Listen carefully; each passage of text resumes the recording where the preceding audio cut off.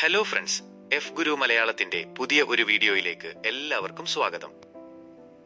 സ്വർണ്ണ വായ്പകളിൽ മാറ്റം, RBIയുടെ പുതിയ നിയമങ്ങൾ. സ്വർണം തിളങ്ങിയാലും വായ്പയ്ക്ക് ബ്രേക്ക്. നമ്മുടെ നാട്ടിൽ സ്വർണം അത്രമാത്രം പ്രധാനമാണ്. അത് കേവലം ആഭരണമല്ല, ഒരു സുരക്ഷിത നിക്ഷേപം കൂടിയാണ്. അതുകൊണ്ട് തന്നെ സ്വർണം ഇടപാട് ചെയ്യുന്നവർക്ക് വായ്പ എടുക്കാൻ പലയിടത്തും സൗകര്യമുണ്ട്. എന്നാൽ ഇപ്പോൾ സ്വർണ്ണ വായ്പകളിൽ ഒരു ചെറിയ മാറ്റം വരാൻ പോകുന്നു. എന്താണ് സംഭവിക്കുന്നത്? Reserve bank of India RBI സ്വർണ്ണ വായ്പകളിൽ ചില പുതിയ നിയമങ്ങൾ കൊണ്ടുവന്നിരിക്കുന്നു. ഇതിന്റെ അർത്ഥം മുമ്പ് സ്വർണ്ണ വായ്പ എടുക്കുന്നത് എത്ര എളുപ്പമായിരുന്നോ ഇനി അത്ര എളുപ്പമായിരിക്കില്ല എന്നാണ്. എന്തുകൊണ്ടാണ് ഈ മാറ്റം?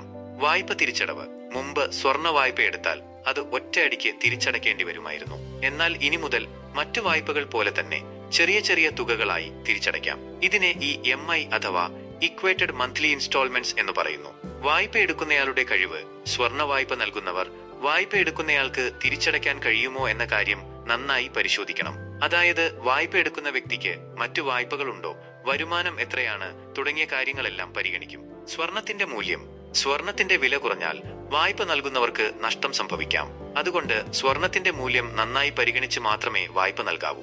എന്തുകൊണ്ടാണ് ഈ മാറ്റം ആവശ്യമായി വന്നത്? മുമ്പ് സ്വർണ്ണ വായ്പകൾ വളരെ എളുപ്പത്തിൽ ലഭിക്കുകയും വായ്പാ തിരിച്ചടവ് സംബന്ധിച്ച് കാര്യമായ പരിശോധനകൾ ഉണ്ടാകാതിരിക്കുകയും ചെയ്തിരുന്നു. ഇത് ചിലപ്പോൾ വായ്പ നൽകുന്ന സ്ഥാപനങ്ങൾക്ക് നഷ്ടമുണ്ടാക്കിയിരുന്നു. ഉദാഹരണത്തിന്, സ്വർണത്തിന്റെ വില കുറഞ്ഞാൽ വായ്പ തിരിച്ചടയ്ക്കാൻ വ്യക്തിക്ക് ബുദ്ധിമുട്ട് അനുഭവപ്പെടുകയും തൽഫലമായി സ്ഥാപനത്തിന് തന്റെ പണം തിരിച്ചു കിട്ടാതാവുകയും ചെയ്യാം. ഇതിന്റെ പ്രത്യാഘാതങ്ങൾ എന്തായിരിക്കും? വായ്പയെടുക്കൽ ബുദ്ധിമുട്ടാകും. പുതിയ നിയമങ്ങൾ കാരണം സ്വർണ്ണ വായ്പ എടുക്കുന്നത് മുമ്പ് പോലെ എളുപ്പമായിരിക്കില്ല. വായ്പാ തുക കുറയാം. സ്വർണത്തിന്റെ മൂല്യം കുറഞ്ഞാൽ ലഭിക്കുന്ന വായ്പാ തുകയും കുറയാം. വായ്പാ പലിശ കൂടാം. വായ്പ എടുക്കുന്നത് ബുദ്ധിമുട്ടാകുന്നതോടെ വായ്പാ പലിശ കൂടാനും സാധ്യതയുണ്ട്. എന്താണ് ചെയ്യേണ്ടത്? സ്വർണ്ണ വായ്പ എടുക്കുന്നതിന് മുമ്പ് നന്നായി പഠിക്കുക. പുതിയ നിയമങ്ങൾ എന്താണെന്ന് നന്നായി മനസ്സിലാക്കുക. വിവിധ ബാങ്കുകളിൽ നിന്നും നിരക്ക് താരതമ്യം ചെയ്യുക. ഏറ്റവും കുറഞ്ഞ പലിശ നിരക്കിൽ വായ്പ ലഭിക്കുന്നത് എവിടെയാണെന്ന് കണ്ടെത്തുക. വായ്പ തിരിച്ചടയ്ക്കാൻ ഒരു പദ്ധതി തയ്യാറാക്കുക. വായ്പ എടുക്കുന്നതിന് മുമ്പ് എങ്ങനെ തിരിച്ചടയ്ക്കുമെന്നതിനെക്കുറിച്ച് ഒരു പദ്ധതി തയ്യാറാക്കുക. സ്വർണ്ണ വായ്പകളിൽ വന്നിരിക്കുന്ന മാറ്റങ്ങൾ നമ്മുടെ സാമ്പത്തിക തീരുമാനങ്ങളെ സ്വാധീനിക്കും. അതുകൊണ്ട് സ്വർണ്ണ വായ്പ എടുക്കുന്നതിന് മുമ്പ് നന്നായി ആലോചിച്ച് മനസ്സിലാക്കുക. ഈ വീഡിയോ വിവരദായകമായ ഉദ്ദേശത്തോടെ മാത്രമാണ് നൽകിയിരിക്കുന്നത്. ഏതെങ്കിലും തരത്തിലുള്ള സാമ്പത്തിക തീരുമാനങ്ങൾ എടുക്കുന്നതിന് മുമ്പ് ഒരു സാമ്പത്തിക ഉപദേഷ്ടാവിനെ സമീപിക്കുക.